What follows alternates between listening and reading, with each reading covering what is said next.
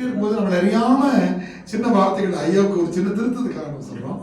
3ஆம் பாலினத்தவருக்கு உதவி இயக்குனர் தந்திருக்காங்கன்னு சொல்லும்போது கூட இந்த வார்த்தையை நம்ம சேர்க்க கூடாது. அது நம்ம சொல்லணும். அவங்களுக்கும் அனைவருக்கும் இனிய மாலை வணக்கம். இந்த கூட்டத்தில் பங்கேற்பதில் நான் பெருமகிழ்ச்சி அடைகிறேன். வாய்ப்பு கொடுத்தமைக்க நன்றி. இப்போ பெண்களை பற்றி சொல்லும் பொழுது அரசியல் பார்வையில் மட்டும்தான். சின்னத்தாய் என்ற ஒரு பெண்மணி வாஜ்பாய் அவர்கள் பிரதம மந்திரியாக இருக்கும் பொழுது அவருடைய சேவையை பாராட்டி பரிசளிக்கும் பொழுது அவர் என்ன செய்தார்? வாஜ்பாய் அவர்கள் அந்த பெண்மணியை காலை தொட்டு கும்பிட்டார். ஒரு பிரதம மந்திரி, எளிய மனிதர், அவரிடம் காலை தொட்டு ஆசீர்வாதம் வாங்கும் பொழுது அடுத்த நாள் பத்திரிகை என்ன செய்தி வந்தது என்றால், பிரதமர் குனிந்தா இந்தியா நிமிர்ந்தது என்ற தலைப்பு. அதே பாதை இப்போ தற்சமயம் என்ன நடந்து கொண்டிருக்கின்றது அப்படின்னு ஒரு பார்வை முன்னால் வைக்கின்றேன். எல்லாரும் என்ன சொன்னாங்க? பழங்குடி மக்கள் அந்த பெண்ணை நான் ஜனாதிபதி ஆக்கினேன், எல்லாரும் சந்தோஷப்பட்டோம்.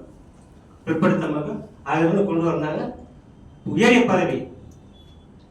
இப்பெல்லாம் சொன்னீங்க இல்லையா, அதற்கான அதிகாரம், அதற்கான அங்கீகாரம் அளிக்கப்பட்டதா?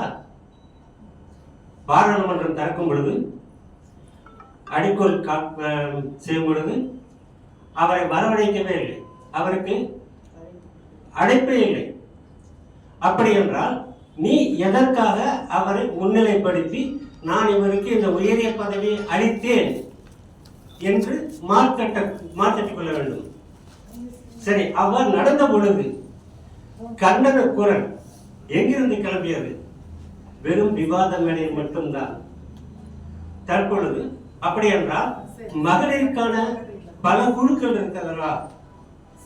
மகளிருந்து ஏதேனும் எதிர்குரல் வந்ததா? கண்டன குரல் வந்ததா? அப்பொழுதே அது ஒழித்திருந்தால் ராமர் கோயில் கட்டும் பொழுது அவரை அழைக்கவே இல்லை. ஏன்? அதே நேரத்தில் இருவர் ஒரு கோயிலுக்கு செல்கின்றார். ஹர்ஷவர்தனன் மற்றும் முர்மு அவர்கள், குடியரசுத் தலைவர்கள் ஒரு கோயிலுக்கு செல்லும் பொழுது ஹர்ஷவர்தன் கருவறை வரையில் செல்கிறார். ஆனால் முர்மு வாசலிலே நிற்க வைக்கின்றார். அப்பொழுது மகளிர் குழு பல இடங்கள் இருக்கிறது அல்லவா?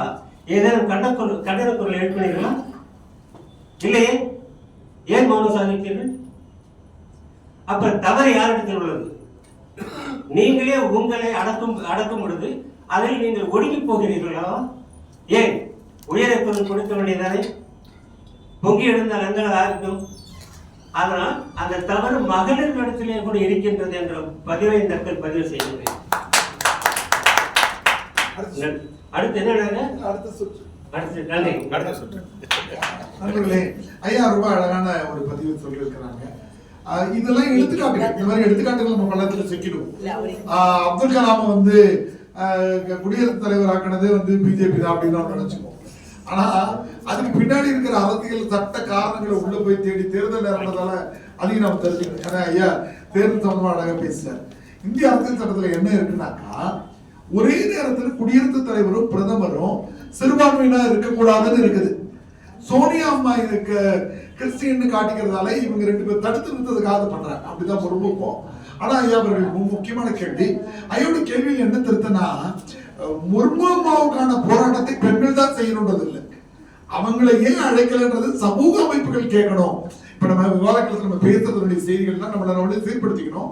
பெண்கள் தான் அதை கேட்கணும் அப்படின்றதுலாம் கிடையாது. சமூக அமைப்புகள் எதுவாக இருந்தாலும் கேட்கலாம். அடுத்து சுபாமா நசீர் 2 பேரும் ரெடியா இருக்காங்க. சுபாவுக்கு அடுத்தது